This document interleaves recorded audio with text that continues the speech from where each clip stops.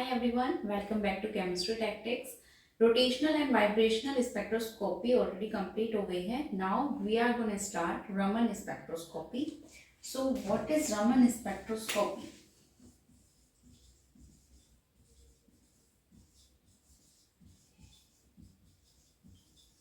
This is related to the scattering of light. देखो, मान लो कि जैसे हमने क्या किया था, अभी हम देख रहे थे कोई एक सोर्स होता है, वहां से कोई रेडिएशन आती है, वो किसी मॉलिक्यूल्स के ऊपर आती है. जब मॉलिक्यूल के वाइब्रेशन या रोटेशन की फ्रीक्वेंसी उस रेडिएशन से मैच कर जाती है तो वो डिफरेंट एनर्जी लेवल्स में ट्रांजिशन होता है. वहां से कुछ स्पेक्ट्रल लाइन देखने को मिलती है. उन एनर्जी लेवल्स की ही एनर्जी को हमने फाइंड आउट किया था, कुछ फॉर्मुलेज देखे थे. ठीक है, अब यहाँ पर क्या होने वाला है, देखो रमन स्पेक्ट्रोस्कोपी में हम किस तरीके से देखेंगे. मान लो कोई ट्रांसपेरेंट ऑब्जेक्ट है. ठीक है, मान लो कोई ट्रांसपेरेंट ऑब्जेक्ट यहाँ पर हमने लगाया है. इधर से कोई लाइट बीम आ रहा है. ठीक है, किसी एक सोर्स से कोई लाइट आ रही है जिसकी कोई पर्टिकुलर फ्रीक्वेंसी होगी. ठीक है, कोई पर्टिकुलर फ्रीक्वेंसी होगी, उस पर्टिकुलर फ्रीक्वेंसी की एक लाइट यहाँ पर आ रही है. तो ट्रांसपेरेंट ऑब्जेक्ट से जब वो पास होगी तो वो स्कैटर होगी इस तरीके से. ठीक है, just like in prism, light आती है, कोई आ तो एक पूरी लाइन से रही है, लेकिन उसके बाद क्या होगा, वो स्कैटर हो जाती है. तो ये हमारी स्कैटर कह लो या डिस्पर्जन कह लो, इसका हो जाता है. तो ये स्कैटरिंग हो गई लाइट की. अब यहाँ पर जो लाइट रे आ रही है, इनकी जो फ्रीक्वेंसी है वो कुछ ना कुछ चेंज भी करेगी. ठीक है भाई, कोई कोई लाइट बीम आ रही है, किसी पर्टिकुलर फ्रीक्वेंसी की कोई लाइट आ रही है, रेडिएशन आ रही है, तो वो जब स्कैटर हो जाएगी, ट्रांसपेरेंट ऑब्जेक्ट से स्कैटर हो जाएगी या डिस्पर्स हो जाएगी, तो उसकी जो फ्रीक्वेंसी है वो कुछ चेंज करेगी. ठीक है, हो सकता है कि वो सेम रहे. इफ फ्रीक्वेंसी इज सेम, मतलब मान लो कि फ्रीक्वेंसी जो है वो सेम है आफ्टर स्कैटरिंग और dispersion. If frequency is same after scattering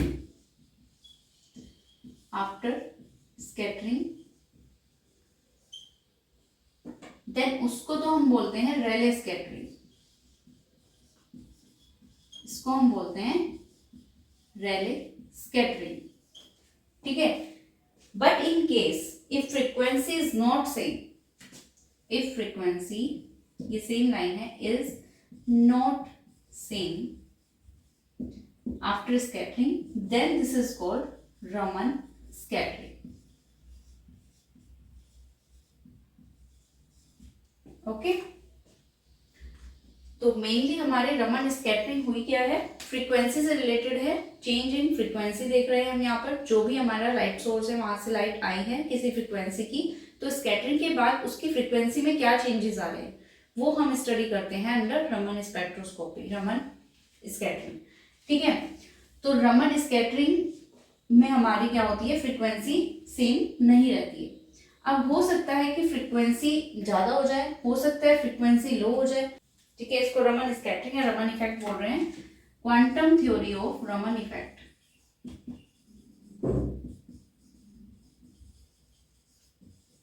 quantum theory of Raman effect.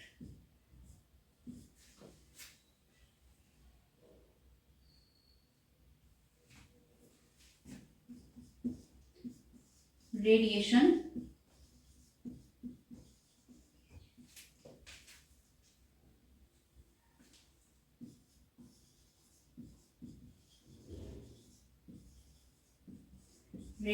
scattered with the frequency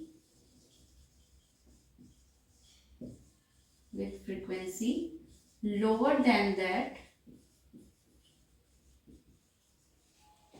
If radiation is scattered with frequency lower than that of the incident,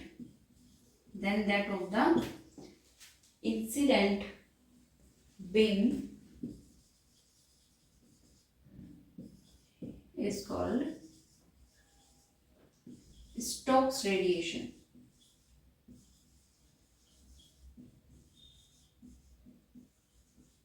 ठीक है। तो radiation तो डाला ही जा रहा है, वो बीम तो आ ही रही है लाइट की। अगर वो स्कैटरिंग के बाद में लोअर फ्रीक्वेंसी की बन जाती है, जितनी फ्रीक्वेंसी की आ रही है उससे कम अगर उसकी फ्रीक्वेंसी हो जाती है, तो वो रेडिएशन हमारा स्टोक्स रेडिएशन कहलाता है। ठीक है। इसके अपोजिट अगर हम देखें रेडिएशन स्कैटर्ड, ये वाली सेम लाइन यहां पर आएगी, radiation scattered with frequency higher.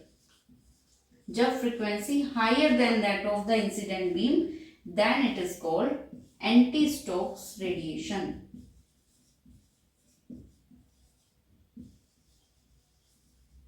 ये पूरी लाइन लिखी नहीं है, सेम वही लाइन ऊपर वाली ही है, सिर्फ लोअर और हायर की बात हो रही है। तो अगर लोअर फ्रीक्वेंसी की रेडिएशन हो रही है तब वो स्टोक्स रेडिएशन कही जाएगी, और जब हायर फ्रीक्वेंसी की हो जाती है तो वो एंटी स्टोक्स कही जाएगी। ठीक है। अब जो रेडिएशन हमारे हो रहे हैं, जिस फ्रीक्वेंसी की लाइट आ रही है उसके अपोजिट जब वो फ्रीक्वेंसी किसी ऑब्जेक्ट से स्कैटर हो जाएगी, तो स्कैटरिंग के बाद उसकी जो फ्रीक्वेंसी होगी वो कम ही होगी। ज्यादा होने के चांसेस बहुत कम होते हैं, मतलब ऐसा हो ही नहीं सकता कि फ्रीक्वेंसी जिसकी आ रही है उससे ज्यादा हो जाए। ज्यादा होने के चांसेस कम होते हैं, जबकि वो फ्रीक्वेंसी कुछ ना कुछ स्कैटरिंग के बाद डिक्रीज करती है। तो हम ये मानते हैं कि जो हमारी स्कैटरिंग है, मेनली स्टोक्स रेडिएशन हमारे हैं वो देखने को मिलते हैं। ठीक है। क्योंकि जो स्कैटरिंग हो रही है, स्कैटर्ड रेडिएशन है, वो हमेशा स्मॉल ही होते हैं, स्मॉल फ्रीक्वेंसी के होते हैं, तो इसलिए स्टोक्स रेडिएशन देखने को मिलते हैं। तो जो स्टोक्स रेडिएशन होते हैं दे आर इंटेंस, यानी यही देखने को हमें मिलते हैं, इंटेंस होते हैं। जबकि एंटी स्टोक्स में इतने इंटेंस होते नहीं है, बट फिर भी हम मानते हैं, जैसे हमने रिजिड का केस देखा था, ऐसा कोई मॉलिक्यूल होता तो नहीं है जो रिजिड हो, क्योंकि बॉन्ड फ्लेक्सिबल होते हैं, कुछ ना कुछ वाइब्रेशन वहां होती रहती है, बट हम वहां पर मान लेते हैं कि वो रिजिड है। ठीक है।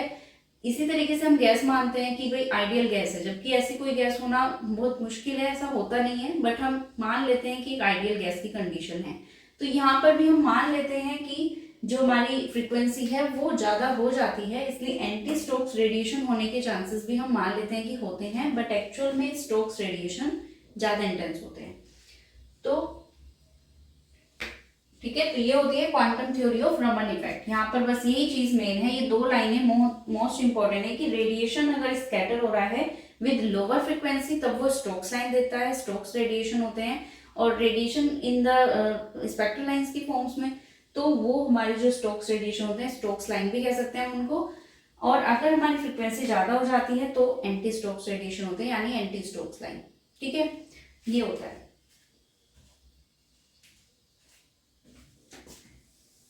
अब हम देखने वाले हैं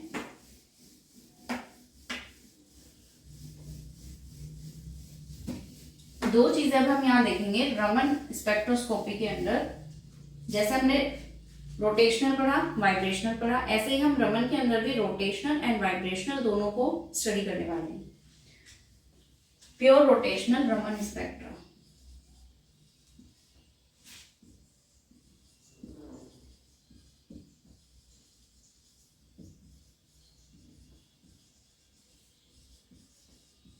pure rotational Raman spectra.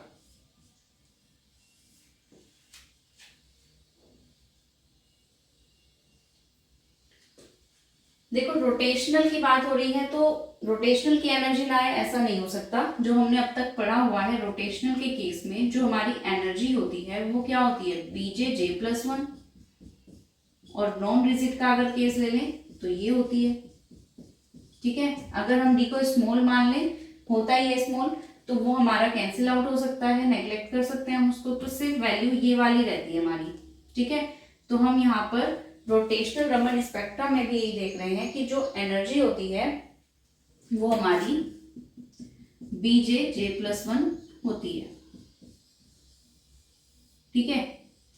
But rotational में हमने जो देखा था कि इसका सिलेक्शन रूल था डेल्टा J+-1, राइट। लेकिन यहाँ पर ये वाला सिलेक्शन रूल फॉलो नहीं होगा, बस इसके सिलेक्शन रूल में डिफरेंस आएगा। इसमें जो सिलेक्शन रूल फॉलो होता है डेल्टा J = 0 ± 2 होता है। ठीक है। ये वाला हमारा फॉलो होता है। लेकिन बट J इक्वल टू 0 का मतलब क्या है कि जो हमारी फ्रीक्वेंसी है, जो लिखती हूँ, delta J is equal to 0, अगर ये सिलेक्शन रूल फॉलो हो रहा है दैट मीन्स वहां पर ना तो फ्रीक्वेंसी कम हो रही है ना ज्यादा हो रही है, तो ये तो हमारा होता है फॉर रेले स्कैटरिंग, ये हमारा रेले स्कैटरिंग के लिए होता है। बात किसकी करनी है हमें, रमन की। तो यानी अब यहाँ पर हमारा ये वाला रूल फॉलो होगा, delta J is equal to +-2, ठीक है। तो अगर हम यहाँ पर +-2 से मतलब है अगर J की वैल्यू J से लेकर J+2 तक हो जाए, J2 J+2 अगर लेवल हो जाए तब हमारी एनर्जी क्या होगी।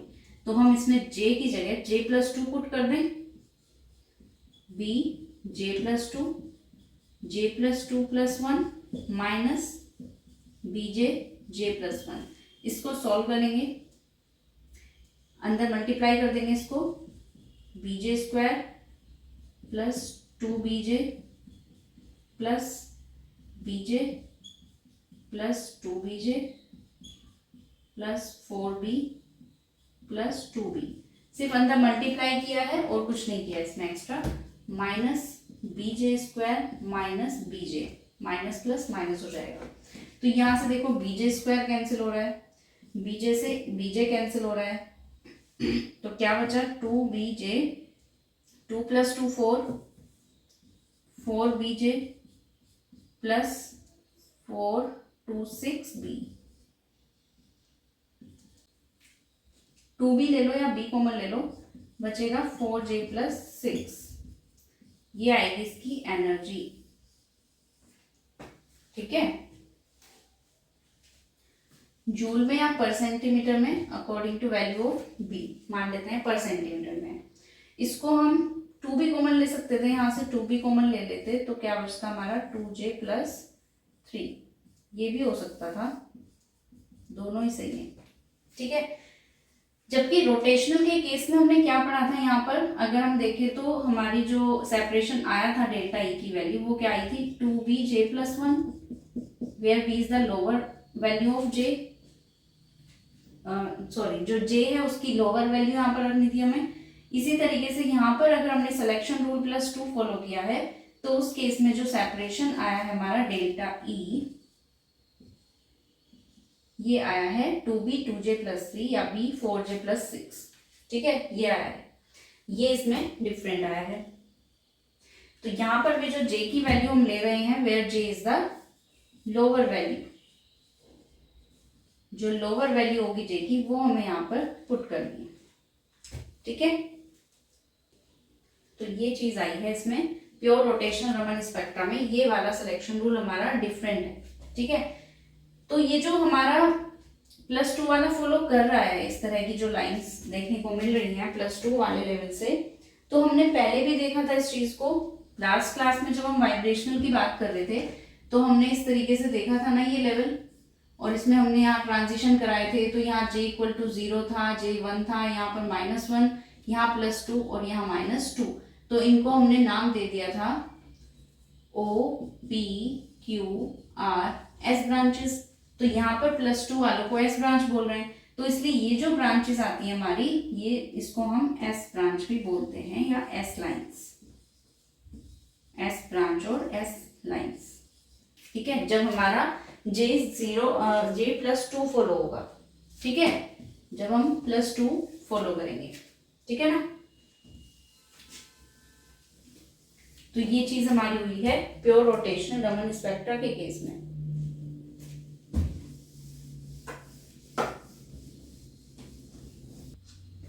अगर हम इसकी फ्रीक्वेंसी की बात करें, जो एस लाइन की फ्रीक्वेंसी आई है अगर हम उसकी बात करें, वेव नंबर कह लो फ्रीक्वेंसी कह लो, तो इसको हम किसके इक्वल मानेंगे, प्लस डेल्टा E, जो हमने अभी एस के लिए निकाला एस लाइन के लिए, ठीक है। यानी कि जो हमारी न्यू EX है ये क्या होता है, wave number 4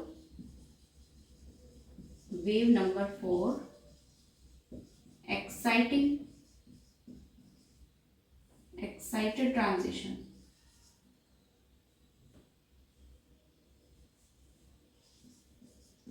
for excited transitions.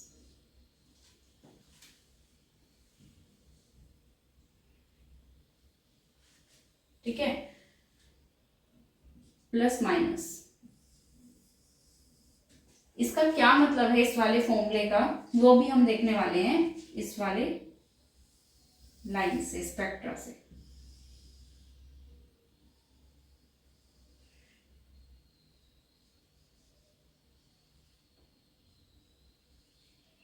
ये तो है यहाँ पर न्यू एक्स, जो हमारा एक्साइटेड रेडिएशन है, मतलब जिस रेडिएशन से कोई लाइट आ रही है, जो उसकी फ्रीक्वेंसी है, उस फ्रीक्वेंसी को तो हम मान रहे हैं कि वो यहाँ बिल्कुल बीच में प्रेजेंट है। ठीक है, उसके बाद कुछ यहाँ पर और स्पेक्ट्रा देखने को मिलेंगे हमें, इस तरीके से कुछ और लाइंस देखने को मिलेंगी।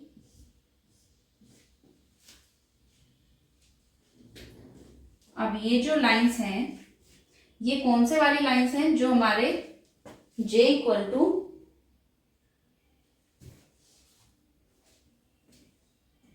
0, 1, 2, 3, 4,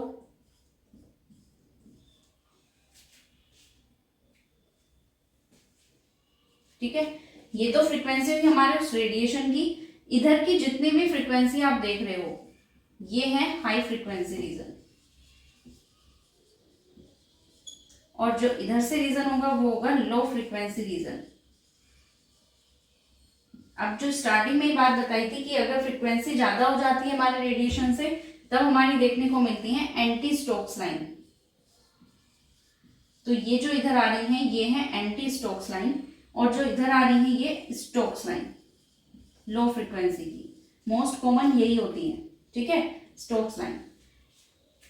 तो यहाँ पर जो प्लस माइनस से शो हो रहा है, ये कह रहे हैं कि जब हमारी एक्साइटेड फ्रीक्वेंसी जो है उससे जब कम हो जाएगी वैल्यू, यानी इससे जब माइनस हो जाएगा, माइनस कोई भी वैल्यू हो जाएगी आपकी एनर्जी की, अगर ये वाला फॉलो हो रहा है यानी फ्रीक्वेंसी इससे कम हो रही है, तब हमारी स्टोक्स लाइन होंगी। तो यहाँ पर जो नेगेटिव साइन शो करता है ना, negative sign shows Stokes line.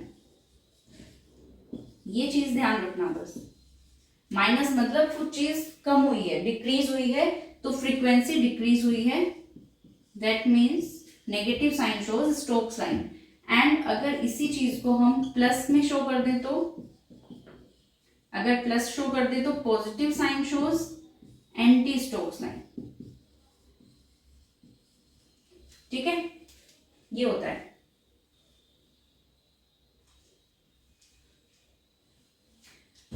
अभी हमने देखा था डेल्टा ई एस क्या होता है,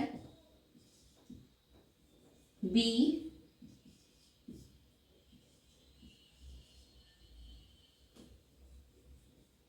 फोर जे प्लस 6 पर सेंटीमीटर। ये था ना हमारे का डिफरेंस। अगर हम यहाँ पर जे की वैल्यू को 0 पुट कर दें, मतलब ये पहली जो हमारी लाइन आ रही है वो जे इक्वल टू 0 पे आ रही है, तो अगर हम 0 पुट कर दें तो क्या वैल्यू बनेगी, 6b। यानी जो ये सेपरेशन यहाँ पर आप देख रहे हो ना, ये 6b का सेपरेशन है। ठीक है, तो जो हमारे एक्साइटेड रेडिएशन से नेक्स्ट फर्स्ट लाइन हमें मिलेगी, तो वो कितने सेपरेशन पे मिलेगी, 6b। ओके, तो ये 6b पे हमें मिलेगी। इसी तरीके से हमें अगर j इक्वल टू 1 पे देखना है, तो ये अगर 1 पुट करोगे कितना आएगा टोटल, 10b। तो यानी जो ये लाइन है हमारी वो 10b पे देखने को मिलेगी। इसी तरीके से अगर इसमें 2 पुट करेंगे 14b, यानी यहां से जो नेक्स्ट लाइन है ये कितनी है, 14b। तो अब एक चीज देख रहे हो आप यहाँ पे, अगर इनका डिफरेंस देखो, 10b माइनस 6b कितना आया है, 4b। 14b माइनस 10b कितना आया है, 4b। इसी तरह जब नेक्स्ट करते रहोगे तो इनका जो डिफरेंस आएगा वो भी 4b आता रहेगा, राइट। तो कहने का मतलब ये है कि जो हमारी एक्साइटेड रेडिएशन से पहले वाली जो स्पेक्ट्रल लाइन देखने को मिलती है, तो वो हमारी 6b सेपरेशन पे होती है। ठीक है, उसका जो डिफरेंस होता है वो 6b होता है, चाहे वो स्टोक्स में हो चाहे एंटी स्टोक्स में हो। इधर की साइड ले जाओगे तब भी वही बात आएगी, 6b। ठीक है, क्योंकि सिर्फ डिफरेंस यहाँ पर किस चीज का आ रहा है, प्लस और माइनस साइन का, वैल्यू पे चेंजेस नहीं आ रहे हैं। डेल्टा ES की वैल्यू अगर 6 भी आ रही है तो यहाँ भी 6 भी है, यहाँ भी 6 भी है, यानी सिर्फ डिफरेंस किसका हो रहा है, इस माइनस का एंड प्लस का, सिर्फ यही तो डिफरेंस हो रहा है ना, माइनस प्लस वैल्यू तो सेम आ रही है। तो यानी अगर माइनस है तो वो इस साइड के लिए आ रहा है, पॉजिटिव है तो वो उस साइड के लिए जा रहा है। ठीक है, तो 6 भी आ गया, 4 भी आ गया, इसी तरीके से चलता रहेगा। तो ये बहुत इंपॉर्टेंट बात है यहाँ पर जानने की कि जो ये सेपरेशन आया है हमारा वो 6 भी है। Separation from first line, separation of first line from excited radiation.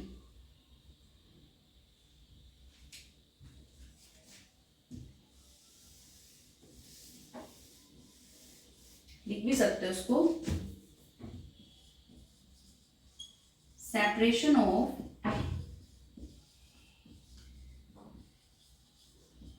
First line from excited line is 6B per centimeter.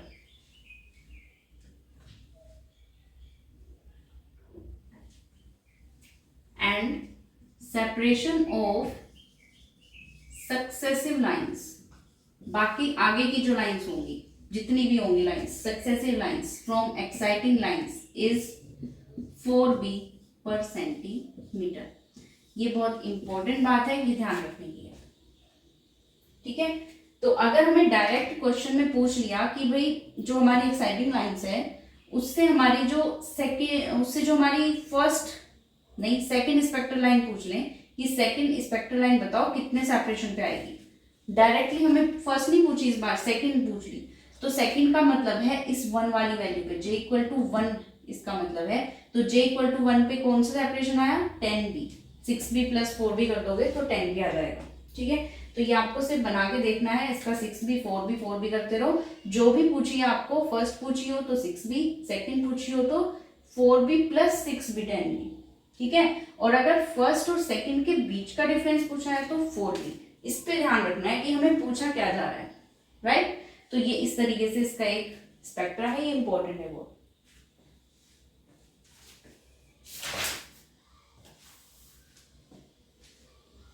अब इसी स्पेक्ट्रा में एक चीज बहुत इंपॉर्टेंट है,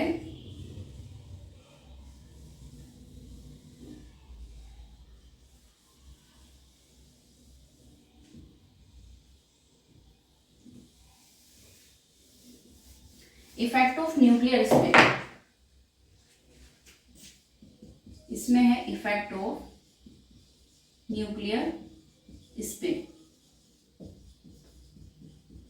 ले तो हम मॉलिक्यूल ले रहे हैं हम लीनियर, ठीक है, लीनियर मॉलिक्यूल हो, चाहे O2 N2 H2 हो सकता है, पॉली एटॉमिक हो लेकिन वो भी लीनियर हो लाइक CO2। तो कोई भी तरह का लीनियर मॉलिक्यूल अगर है तो एक चीज देखो इसमें, पहली बात तो एक इंपॉर्टेंट बात है कि ये जो हमारे दोनों देख रहे हो आप होमोन्यूक्लियर है, तो यानी इनमें आप देख रहे हो कि जो डायपोल मोमेंट है वो 0 है, तो डायपोल मोमेंट 0 है। ठीक है, तो ये IR और माइक्रोवेव एक्टिव नहीं हो सकते, क्योंकि इन दोनों के होने के लिए डायपोल मोमेंट का होना जरूरी है, राइट। डायपोल मोमेंट का होना जरूरी है अगर IR और माइक्रोवेव एक्टिव होना है। बट यहाँ पर इस तरह के जो मॉलिक्यूल्स होते हैं होमोन्यूक्लियर, उसमें क्या होता है, डायपोल मोमेंट 0 होता है, तो इसलिए IR इनएक्टिव और माइक्रोवेव भी इनएक्टिव होते हैं। बट रमन एक्टिव जरूर होते हैं, ये जो लीनियर होते हैं ना वो रमन एक्टिव जरूर होते हैं।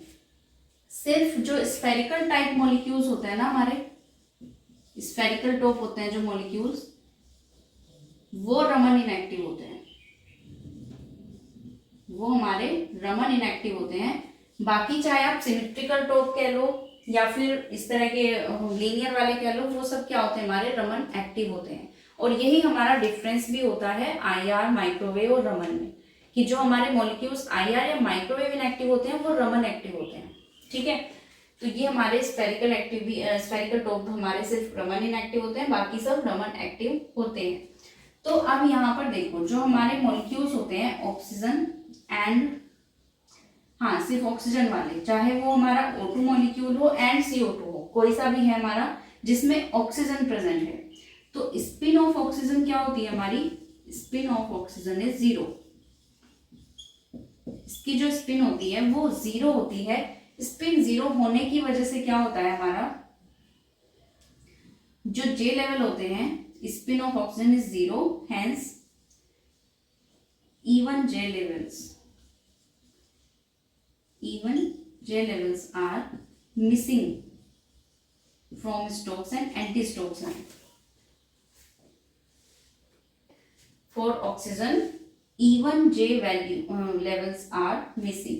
इसका क्या मतलब हुआ कि जो हमारे J इक्वल टू 0, 2, 4, 6 जो भी इवन वैल्यूज हमारी देखने को मिल रही है यहाँ पर, उनके जो स्पेक्ट्रल लाइंस हैं वो नहीं आएंगी। अगर हमारा केस है O2 या CO2, मतलब जिसमें भी ऑक्सीजन है जिसकी स्पिन 0 है, जैसे कि यहाँ 0 है, तो यहाँ पे क्या होगा, ये वाला लेवल मिसिंग हो जाएगा। ठीक है, मान लेते हैं हमारा कि एक J लेवल हमारा मिसिंग हो गया, इसी तरीके से 2 वाला भी मिसिंग हो गया और 4 वाला भी मिसिंग हो गया। तो अब अगर हमें पूछें कि पहली स्पेक्ट्रल लाइंस कौन सी जगह पे आएगी, किस सेपरेशन पे आएगी, तो अब आपका आंसर 6 भी नहीं होगा। ठीक है, अब आंसर 6 भी नहीं होगा क्योंकि ये 0 वाली लाइन तो आ ही नहीं रही है O2 के केस में, तो हमें यहाँ पर सिर्फ पहली लाइन इसी को मानना है जो और वाले नंबर पे आ रही है। ठीक है, और J वैल्यू पे जो वैल्यू आ रही है वही हमारी पहली स्पेक्ट्रल लाइन है, बाकी तो मिसिंग होती है, वो आती नहीं है उसमें। तो अब जो ये सेपरेशन होगा ये 10 भी होगा, तो अब जो आंसर निकलेगा वो 10 भी को करके निकलेगा। ठीक है, यानी फर्स्ट लाइन अब 10 भी सेपरेशन पे आएगी, ना कि हमारे 6 भी पे। ये डिफरेंस होता है हमारे न्यूक्लियर स्पिन का। ठीक है, तो ये तो हुआ जब स्पिन हमारी 0 हो, बट अगर स्पिन नॉन 0 हो गई, मान लो O2 या CO2 से अलग कोई है और उसकी स्पिन हमारी नॉन 0 है, तब उस केस में क्या होगा, तब उसमें कोई मिसिंग नहीं होगा, फिर उसमें सेम वही लाइन और सेम वही 6 भी होगा। तो यानी जो हमने ये कंडीशन पढ़ी है पूरी, ये किसके लिए है, जब हमारी न्यूक्लियर स्पिन नॉन 0 है, but only in the case of oxygen and CO2, क्योंकि यही दो होते हैं ऐसे जो हमारे लीनियर होते हैं इसी तरह के। तो उन लीनियर के केस में हमारा क्या होता है, J लेवल जो हमारे इवन J वैल्यूज पे हैं वो मिसिंग होते हैं, उनको हम वहां पे नहीं मानते हैं कि वो है ही। तो जो पहली स्पेक्ट्रल लाइन अब आएगी वो हमारे 10 भी सेपरेशन पे आएगी, राइट। तो ये चीज अब तक हमने पढ़ी है pure rotational spectra, pure rotational Raman spectra. आगे हम अब पढ़ने वाले हैं प्योर वाइब्रेशनल रमन स्पेक्ट्रा। जैसे रोटेशनल पढ़ा ऐसे ही हम वाइब्रेशन का केस देखेंगे। नेक्स्ट क्लास में मिलते हैं। Thanks for watching and keep learning.